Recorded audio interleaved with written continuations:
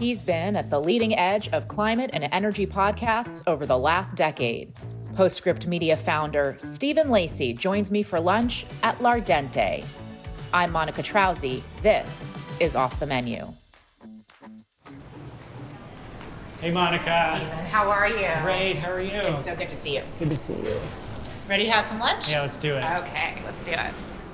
Stephen, thank you so much for joining me for lunch. It's Thank nice you. to have you in town. Absolutely, so glad to be here. Yeah, I mean, we both used to run in the same circles in this town, and now you're back for a visit. Back in the old haunt.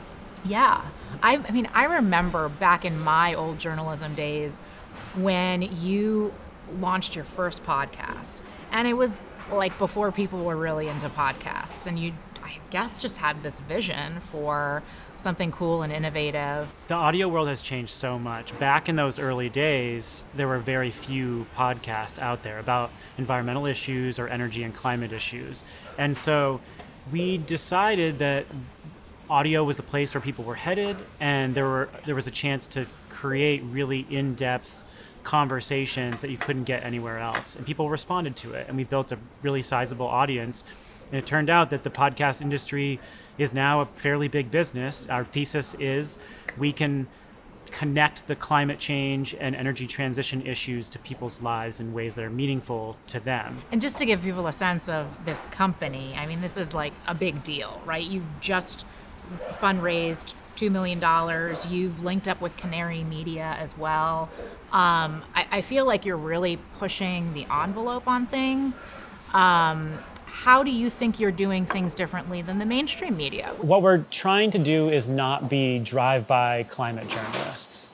A lot of folks in the mainstream press, particularly in television news, will come in, they'll tell a story about a wildfire or a drought or something climate related. Maybe they'll mention climate change. Often they're talking about it in a weather context. And then they'll get someone talking in a really scary way about it and then leave.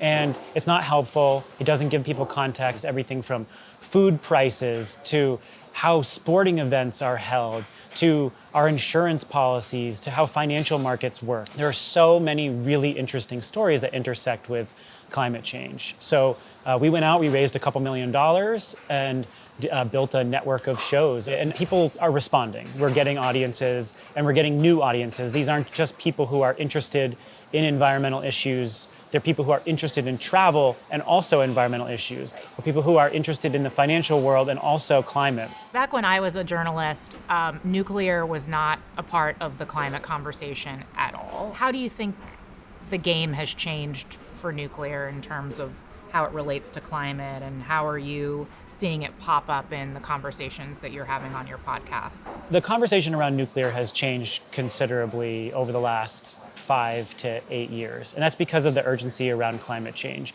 A lot of the historic silos that people operated in, the ideologies that people had around what solutions could work and won't work, they've been broken down a bit, and everyone realizes that we need such a diverse range of technologies to decarbonize the energy system and industry as quickly as possible, and nuclear has to play a really important role in that mix. So you get to ask questions for a living, but what is the one question that you would love to have answered in the climate world? Are we going to do this? Every day I wake up with a different answer to that question. I feel really hopeful about the solutions we have at hand. I think in general, most people who study this issue believe that we have 80% of the technologies to decarbonize the grid, to decarbonize industry, to decarbonize transport and heavy transport. We mostly have the technologies. The question is political will and the business structures to implement those technologies. And we're getting there, but it's still really slow relative to the speed of change that we need to see. So sometimes I wake up feeling pretty hopeful, other times I feel a little bit despondent, and all I can do is just look toward the solutions and tell stories about the solutions and how it connects to people's lives. But I'm asking myself that question all the time. Yeah, well, you're doing a really good job at telling those stories. Thank you for the work that you're doing. Thank you. Thank you for joining me today. Absolutely. It's fun to see you again. Good to see you too.